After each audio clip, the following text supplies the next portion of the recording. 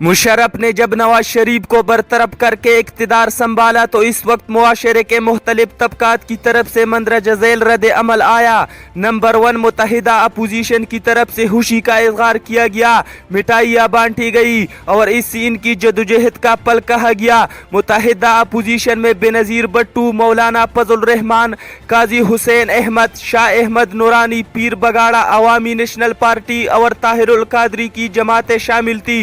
मुत्तहिदा opposition की सरबराही इस वक्त गालिबन काजी हुसैन अहमद या नवाबजादा नसरुल्लाह के पास थी। इन सब ने मुशर्रफ का खैर मकदम किया।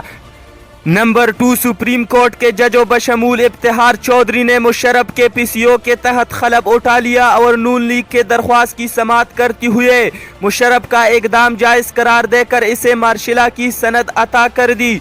नंबर 3, उलमा की तकरीबन तमाम तबकात बशमूल उलमाए कौंसल, अहले हदीस, देवबंदी, बरेलवी व शिया हज़रात ने मुशर्रफ का खैर मकदम किया। मौलाना फजल रहमान से लेकर ताहिरुल कादरी और शाह नूरानी तक सब ने मुशर्रफ की आमद पर मरहबा कहा। नंबर 4, 12 अक्टूबर 1999 की शाम जब टेक ओवर की खबरें आई तो रात तक तमाम मिठाई की दुकानें खाली हो चुकी थी। अवामुन्नास की जानिब से मुशर्रफ की आमद पर मुल्क के हर कोने में जश्न मनाया गया। नंबर 5, प्राइवेट चैनल्स तो इस वक्त नहीं अलबत्ता तमाम अखबारात के बड़े बड़े सहाफ़ियों और कालम निगारों ने मुशर्रफ के टेक ओवर को जायज़ साबित करने के लिए एड़ी चोड़ी का जोर लगाना शुरू कर दिया। ये थे आपके मुआशरे के वो तबकात जो 99% पाकिस्तान की नुमाइंदगी करते हैं। अगर मुशर्रफ का टेक ओवर गलत था और यकीनन गलत और गैर आईनी था तो फिर सज़ा सिर्फ मुशर्रफ को नहीं बल्कि मुआशरे के इन तबकात को भी मिलनी चाहिए।